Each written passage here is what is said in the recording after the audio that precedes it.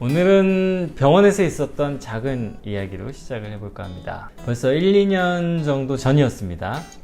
아시는 선배님의 소개로 스위스에서 일하시는 치과의사 선생님이 저희 병원을 찾아오셨습니다. 보톡스를 맞고 싶다고 해서 찾아오셨었는데요.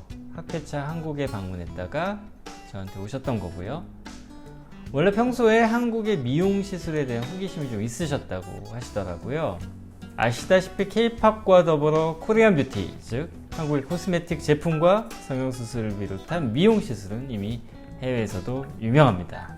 저는 이분이 보톡스를 맞는다고 이야기를 하셨을 때 턱이나 이마 같은 얼굴 부위에 보톡스를 맞지 않을까 추측을 했었습니다. 근데 막상 이야기를 해보니 겨드랑이에 맞고 싶어 하시더라고요.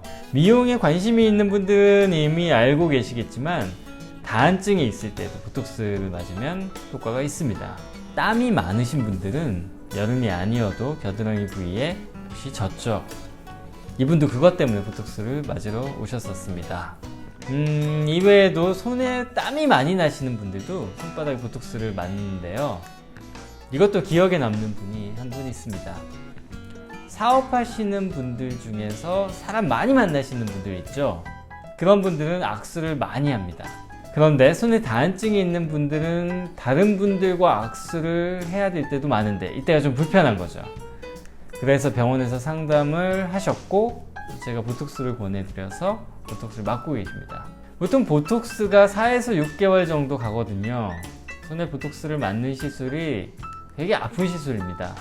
손바닥도 그렇고 손가락도 그렇고 가느다란 바늘로 여러 번 찔러서 시술을 하는 거니 당연히 아플 수밖에 없겠죠.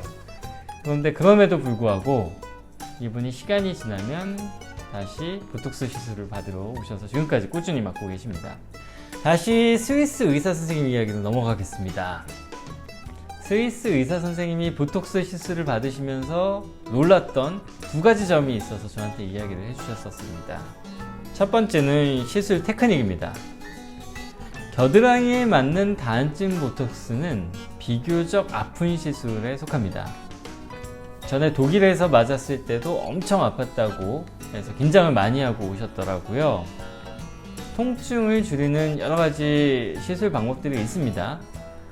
시술 부위에 마취 크림을 충분히 바르고 통증을 줄이기 위해서 시술 부위를 차갑게 쿨링을 하고 또 시술을 할 때는 아주 가는 바늘을 사용해서 시술을 하면 통증을 줄일 수가 있습니다. 저도 환자분들이 아파하시면 마음이 약해지는 타입의 의사여서 이런 방법들을 모두 사용을 합니다. 그랬더니 스위스 선생님이 주사 놓는 게 맞냐? 전혀 안 아픈데 어떻게 된 거냐 하면서 너무 놀라워 하시더라고요. 독일에서는 마취 크림만 바르고 시술을 했었는데 전혀 다른 느낌이라고 이야기를 하셨었습니다. 두 번째는 시술 가격입니다. 사실 이게 더 놀랍죠.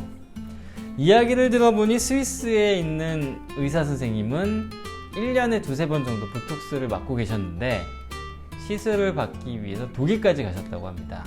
가깝기는 해도 두세 시간 정도는 운전을 해서 가야 하는 거리였다고 하고요. 그럼에도 불구하고 가셨던 거죠. 스위스는 아시다시피 물가가 아주 비싼 도시로 악명이 높습니다. 그래서 두세 시간 정도 운전을 해서 가면 스위스의 비용의 거의 4분의 1 비용으로 보톡스를 맞을 수 있다고 하시더라고요. 왕복 대여섯 시간을 투자해도 괜찮을 정도의 비용의 차이인 셈이죠.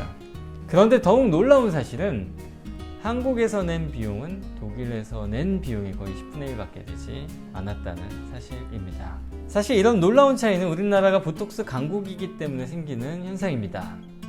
우리나라는 세계적으로 유일하게 보톡스 제조사를 4곳이나 가지고 있는 보톡스 강국입니다. 그런 덕분에 우리나라에 사시는 분들은 세계에서 가장 저렴하게 보톡스 시술을 받으실 수가 있는 것입니다. 거기에 더불어 손기술 좋기로 유명한 한국 의사들이 시술을 하니 더 할 말이 없겠죠. 그 후로 6개월 정도가 지난 후에 스위스 선생님은 겨드랑이 보톡스를 맞으러 다시 한번 저희 병원에 찾아오셨었습니다. 스위스 의사 선생님이 한국에서 보톡스를 맞은 이야기 재미있게 들으셨나요? 보톡스가 세계에서 제일 저렴한 국가가 한국이라는 재미있는 사실도 같이 기억해 주시고요. 이상 닥터윤이었습니다.